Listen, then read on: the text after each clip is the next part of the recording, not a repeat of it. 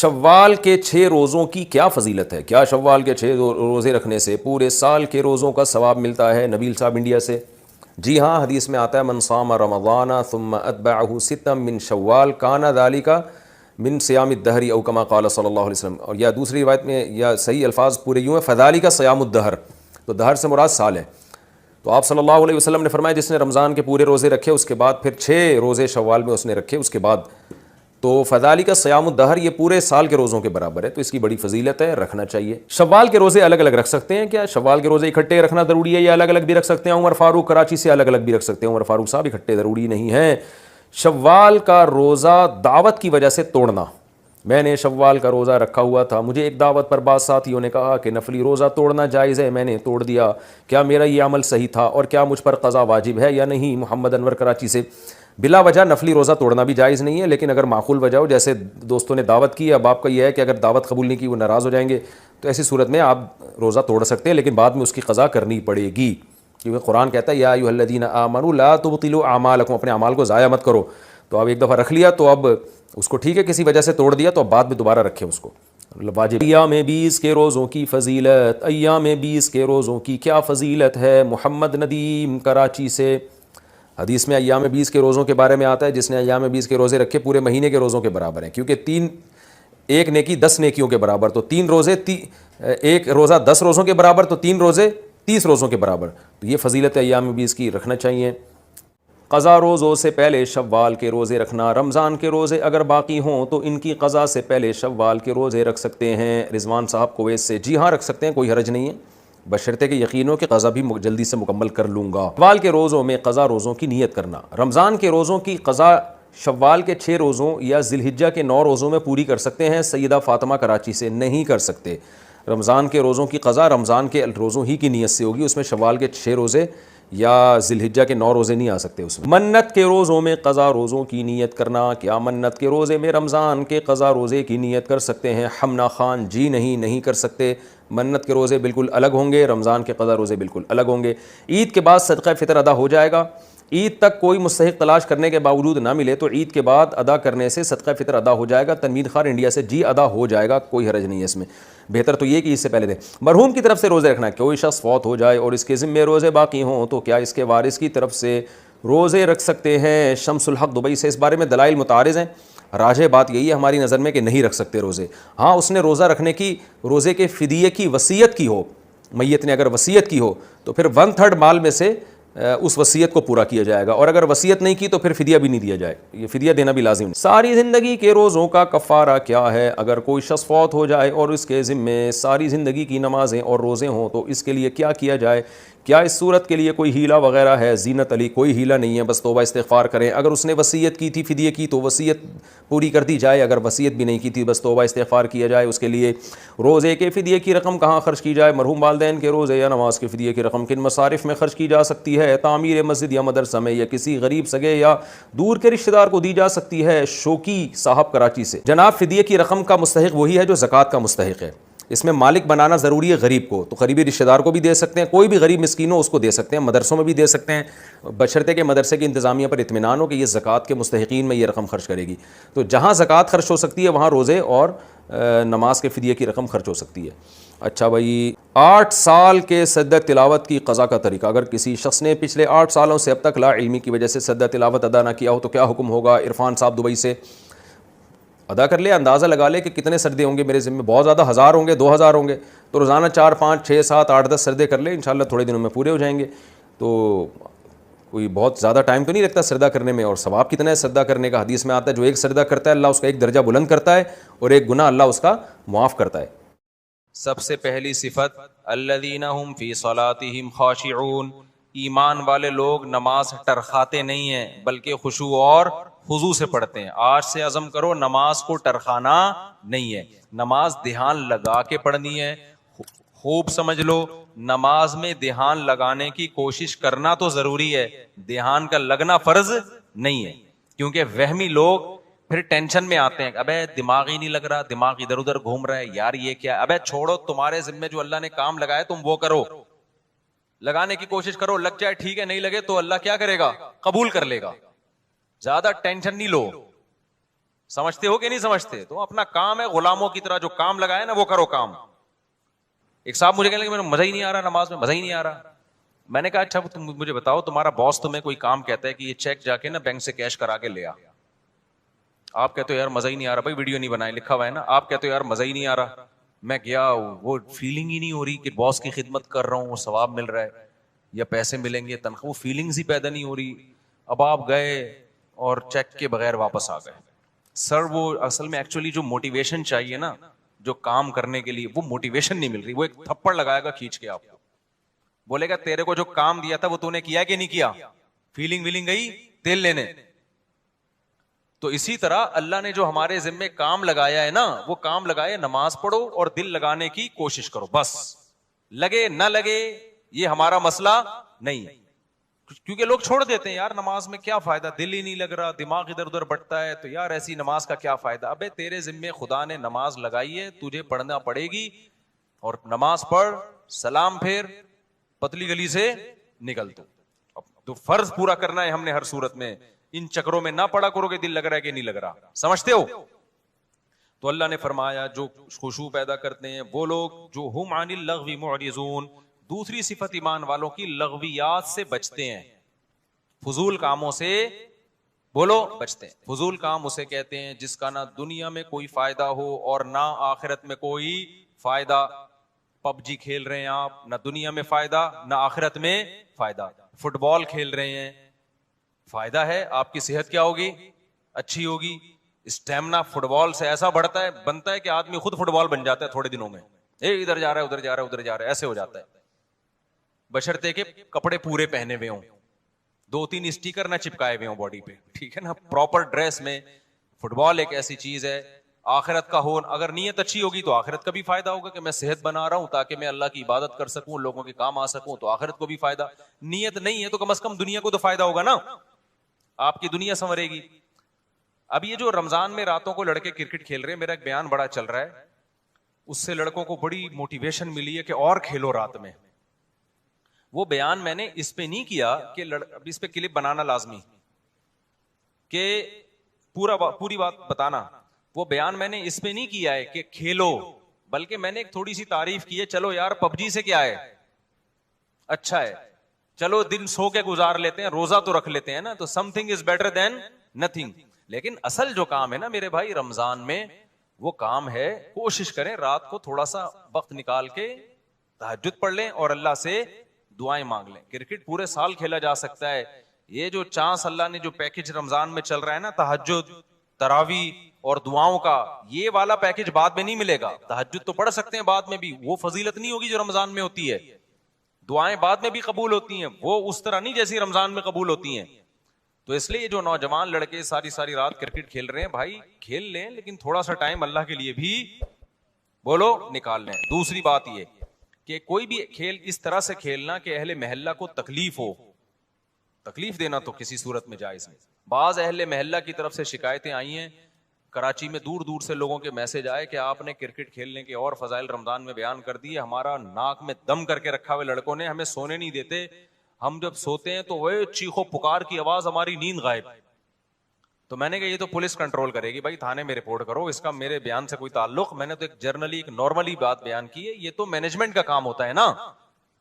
دیکھو امریکہ میں، لندن میں، پورے یورپ میں آپ نے تیز آواز سے گانے لگا دیے نا تو پڑوسی نہیں آپ کو آپ کہے گا کہ بند کرو، پڑوسی پولیس کو فون کرے گا، پولیس آئے گی بولے گی بھائی اس کو کیا کر لے، آہستہ کر آواز، اپنے گھر کے اندر سن، محلوں کو کیوں سنا رہا ہے. تو ہمارے یہاں مینجمنٹ ہی نہیں ہے. جب مینجمنٹ ہی نہیں ہے تو پھر جو کرے تو پھر مجھے کہہ رہے ہیں کہ میں بند کراؤں. تو وہ اس لیے اصل کام یہی ہے کہ والذین هم عن اللغو معرضون، ایمان والوں کی علامت یہ ہے کہ وہ ایسے کاموں سے جس کا نہ دین کا کوئی فائدہ نہ دنیا کا کوئی فائدہ، اس سے ایوائڈ کرتے ہیں، اس سے اجتناب کرتے ہیں. تو آج سے دیکھیں سارا دن آپ کون کون سے ایسے کام کر رہے ہیں جو فالتو کے کام ہیں، جن کا کوئی فائدہ بولو نہیں. ان کاموں کو اپنی فہرست سے نکالیں. سمجھتے ہو کہ نہیں سمجھتے؟ والذین هم للزکاۃ فاعلون، زکات دیتے ہیں. والذین هم لفروجہم حافظون، اپنی شرم گاہوں کی حفاظت کرتے ہیں. الا علی ازواجہم، سوائے اپنی بیویوں کے. یہ بار بار میں مضمون بیان کرتا ہوں، اہل جنت کی علامت کیا ہے کہ بیوی کے علاوہ اس کے پاس کوئی راستہ نہیں ہے, نہ ہینڈ پریکٹس کا راستہ ہے. اللہ ڈاکٹر ذاکر نائک کو دنیا اور آخرت کی بھلائیاں دے, ہمارے لیے قابل احترام ہے, لیکن انہوں نے جو ہینڈ پریکٹس والا مسئلہ بیان کیا وہ بالکل غلط ہے. اسلام کہتے ہیں مسائل مفتیان کرام کا کام ہے. انہوں نے کہہ دیا کہ مجبوری میں جائز ہے, کہیں بھی جائز ہونے کی ہمارے پاس کوئی شرعی دلیل موجود نہیں ہے. قرآن نے صاف طور پہ منع کیا ہے. ڈاکٹر لوگ عام طور پر اس کو پروموٹ کر رہے ہوتے ہیں. ڈاکٹر ذاکر نائک بھی چونکہ میڈیکل سائنس کے ڈاکٹر ہیں نا, تو ڈاکٹر لوگ کہتے ہیں یار اسٹریس ختم کرنے کے لیے. بھائی دنیا میں صرف اسٹریس ہی کوئی مسئلہ نہیں ہے. اسٹریس آپ شریعت کی حدود میں رہ کے تو ختم کر سکتے ہیں. شریعت کی حدود ٹوٹ رہی ہے تو پھر اسٹریس نعمت ہے اللہ کے لیے. دیکھو روزے میں بھی اسٹریس ہوتی ہے نا, دل تڑپتا ہے, منہ میں بدبو بھی پیدا ہو جاتی ہے بہت زیادہ خالی پیٹ رہنے سے, لیکن نبی نے کیا فرمایا, وَلَا خَلُوفُ فَمِ الصَّائِمِ أَحَبُّ إِلَى اللَّهِ مِنَ الْمِسْكِ. اللہ کو بدبو سے کتنی نفرت ہے, لیکن روزے دار کی منہ کی بدبو اللہ کو مشک و عنبر سے زیادہ محبوب ہے. اللہ کو میلا کچیلا رہنا پسند ہے یا صاف ستھرا؟ بتاؤ. میڈیکل سائنس بھی کہتی ہے بھائی نیٹ کلین ہونا چاہیے بندہ. اللہ میاں بھی یہ کہتے ہیں, تبھی مسواک کا حکم دیا, نہانے کا حکم دیا, خوشبو کا حکم دیا, صاف کپڑے پہنے, پاک کپڑوں. لیکن جب ہم حج کرنے جاتے ہیں تو اللہ کو میلا کچیلا حاجی زیادہ پسند ہے. اب ڈاکٹر تو وہاں بھی کہے گا یار یہ میل کچیلا ایکچولی جرمز ایکچولی. بھائی اللہ کے لیے اب میلا کچیلا کیا ہے؟ پراگندہ بال, لمبا سفر, لمبا احرام. تبھی تو حج قران سب سے افضل ہے. ایک ہی احرام میں حج بھی کرو اور اسی احرام میں عمرہ بھی کرو, تاکہ احرام لمبا ہو جائے. کیونکہ جتنا احرام لمبا ہوگا خوشبو نہیں لگا سکتے آپ, بال نہیں کاٹ سکتے, کنگھا نہیں کر سکتے. تو دیکھو لو جو لمبے حج کرتے ہیں نا, احرام یہیں سے باندھ کے جاتے ہیں, تھوڑے دنوں میں ایسا لگ رہا ہوتا ہے مریخ سے آئے ہوئے ہیں, یہ کہیں پتہ نہیں کہاں سے آئے بندہ. تو اللہ کو یہی پسند ہے, حاجی ایسا ہی پسند ہے. نہانے کی اجازت ہے حج میں, صابن نہیں لگاؤ, خوشبو نہیں لگا سکتے. تو بس اللہ کا ایک نظام ہے, نارمل روٹین سے اللہ نے حاجی کو کیا کر دیا, ہٹا دیا اللہ تعالیٰ نے. اسلام میں بال رکھنے کا حکم ہے, کیونکہ حدیث میں آتا ہے اللہ جمیل ہے, جمال کو پسند کرتا ہے. تو بالوں میں کیا ہے؟ جمال. یہی وجہ ہمارے نبی بال رکھتے تھے, بڑے بال تھے آپ صلی اللہ علیہ وسلم کے. لیکن حج میں کیا ہے؟ بولو, بال کٹا دو. اچھا مجھے لوگ کہہ رہے ہیں آپ کے کیوں ہیں, اب تو عمرہ کیا آپ نے. ایک صاحب کہنے لگے اس پہ تو 6 عمرے اور ہو سکتے ہیں, اتنے بڑے بال ہیں. تو بھائی میں نے کہا قصر بھی تو ہے نا, ہم نے ٹرینڈ کئی دفعہ کرا لی, اب کیا ہے, قصر بھی سنت ہے, وہ بھی ٹھیک ہے. تو بہرحال بڑے بالوں میں زینت ہے, لیکن حج میں کیا ہوتا ہے؟ دہشت گردی کا جڑ سے خاتمہ. تو بس وہ اللہ کا حکم ہے کہ یار میرے حکم کو فالو کرتے ہو کہ نہیں کرتے. تو اسی طرح آپ کو جتنی مرضی ٹینشن ہو, اس ٹینشن کو ختم کرنے کے لیے ہینڈ پریکٹس کی آپ کو اجازت بولو نہیں ہے. اس کا ختم کرنے کا ایک ہی طریقہ ہے, نکاح کر لو جا کے.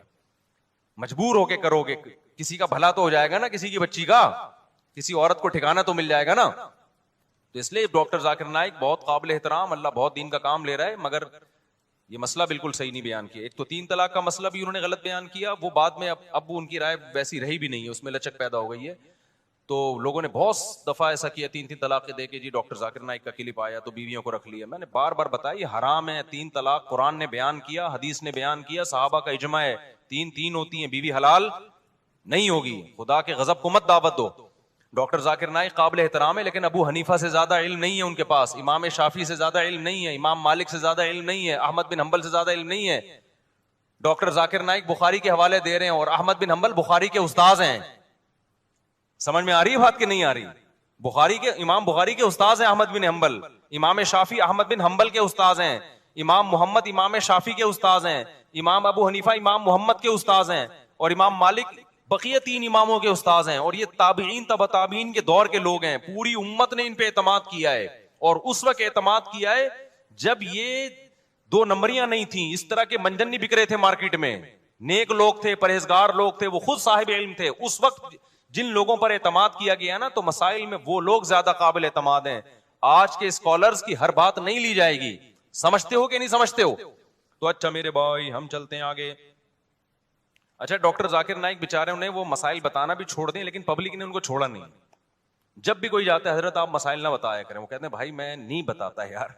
وہ ایک دفعہ شکایت کر رہے تھے کہ جو آتا ہے نا ایک ہی بات لے کے آتا ہے. تو اس لیے کہیں میرا پیغام جا رہا ہے نا لوگوں تک, کوئی ڈاکٹر صاحب سے ملنے کے لیے جائے نا تو کائنڈلی یہ والی بات ان سے نہ کرے.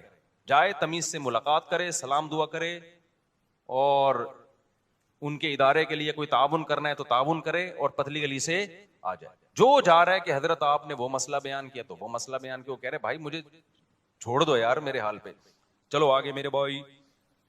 جو کام وہ کر رہے ہیں اس میں ان کے ساتھ تعاون بھرپور طریقے سے کرنا چاہیے. جس غیر مسلموں کو دعوت دینا, کتنے لوگوں کو مسلمان کر لیا, اور کتنا قطر کی گورنمنٹ نے بھی بلایا نا. لوگ پہلے کہتے تھے کہ اسلام تلوار سے پھیلا ہے, اب لوگ کہیں گے اسلام فٹ بال سے پھیلا ہے. پہلے مشہور تھا کہ اسلام کس سے پھیلا ہے, تلوار سے. علماء نے بتایا نہیں جی اخلاق سے پھیلا ہے. اب نہ اخلاق سے پھیلا ہے نہ تلوار سے پھیلا ہے. اسلام کس سے پھیلا ہے, فٹ بال سے. قطر میں فٹ بال کا ٹورنامنٹ ہوا نا, پتہ نہیں کتنے لوگ مسلمان ہو گئے ڈاکٹر ذاکر نائک کے ہاتھ پہ. تو اس چیز میں ان کے ساتھ بھرپور تعاون کرنا چاہیے, اور ہر وقت جا کے طنز کرنا, طعنے کرنا, یہ چیز بالکل بھی مناسب نہیں. چلو میرے بھائی ہم آگے چلتے ہیں.